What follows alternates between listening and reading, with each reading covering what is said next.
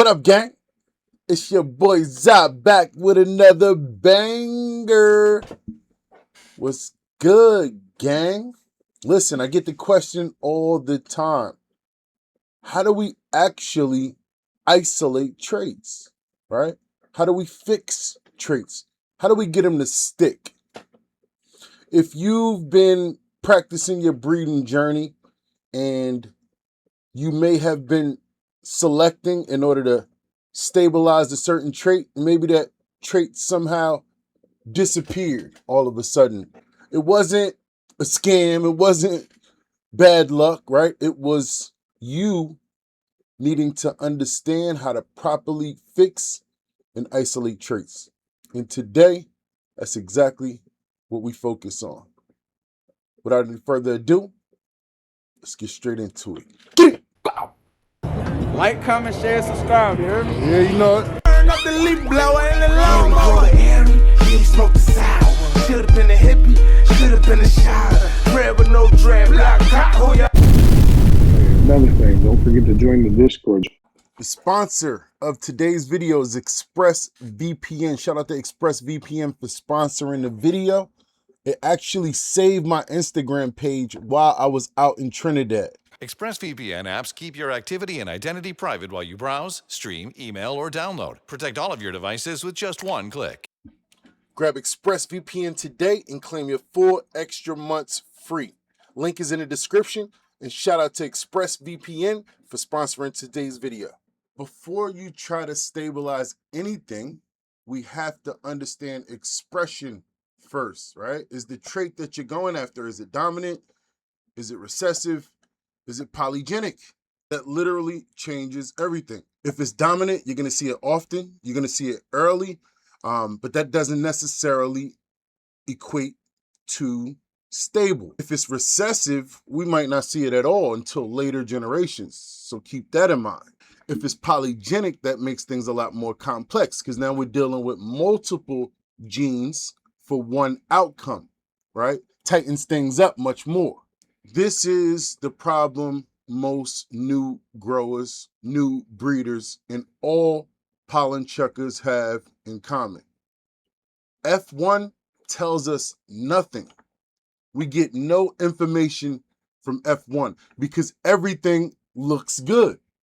It looks vigorous, it looks uniform, it looks frosty, it looks everything in most cases that we want to see. But that's not stability. That's simply the result of a hybrid. That's the result of two parents that are not related. That's the result of compatibility. The real work doesn't start until you break that F1 population apart. And how do we do that? F2, inbreeding. Hence the term inbred line, right? How do you create an inbred line without inbreeding, right? How do we expose traits? How do we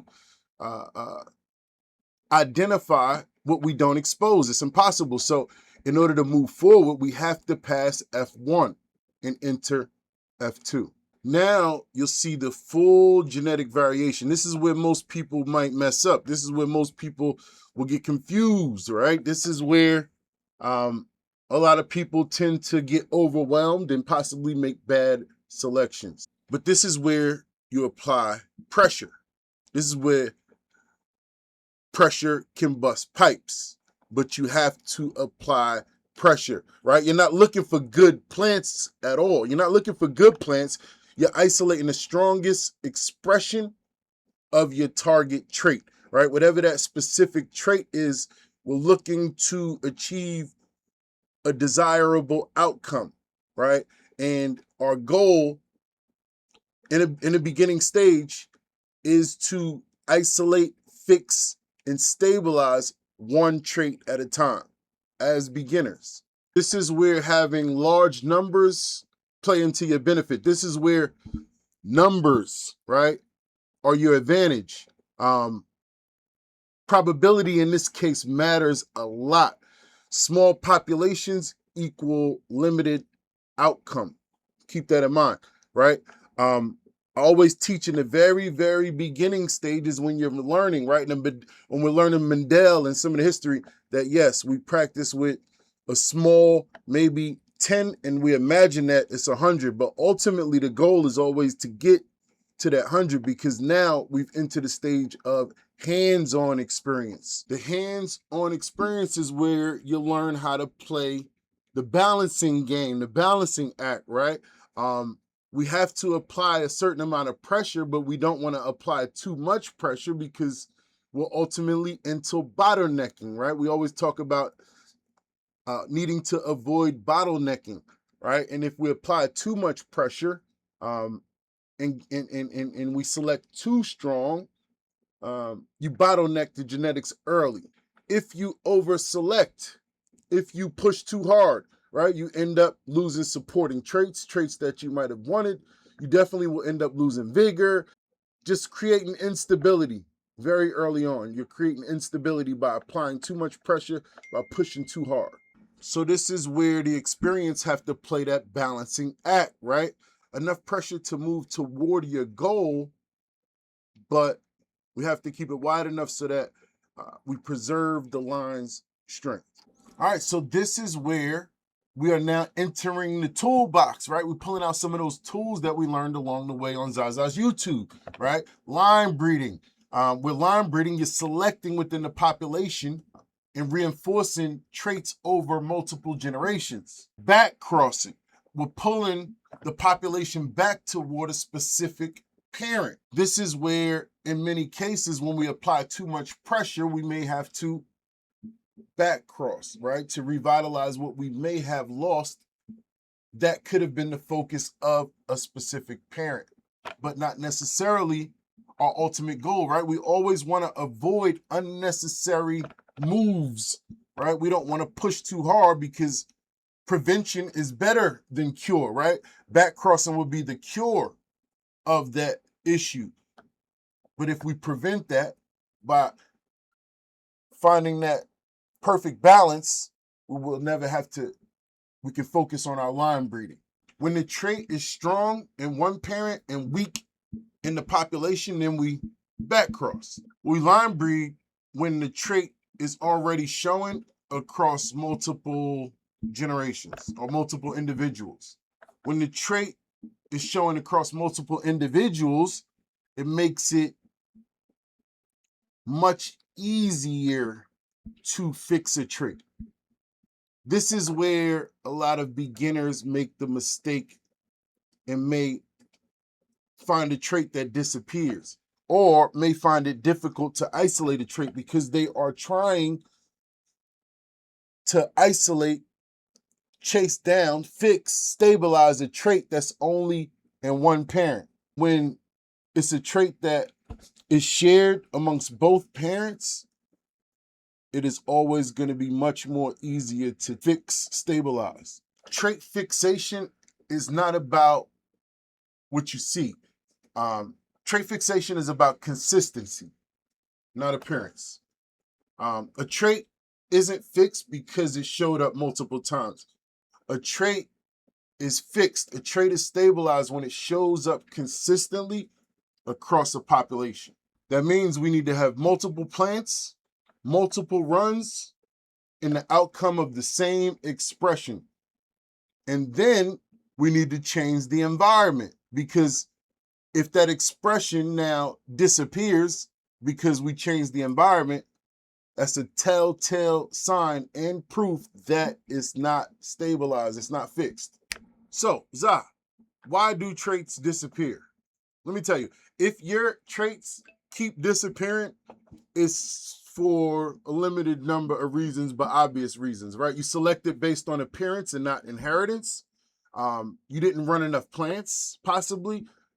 You didn't carry the right individuals forward. You didn't choose the right plants, and the trait wasn't genetically stable to begin with. So those are going to be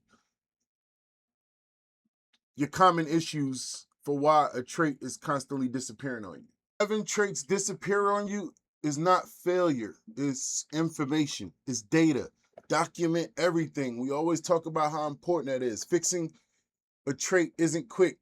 It's not random. It's not just going to pop up out of nowhere, right? It's not just going to happen, right? Don't follow these pollen chuckers who just think you take a male and a female and boom, magic happens. It's not that simple. It's controlled selection over time with a clear understanding of what you're working with a clear understanding of the tools that are available to you in your toolbox. Build that toolbox up before you try to engage in this hands-on experience.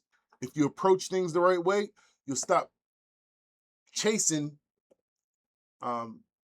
traits and start actually building from the traits.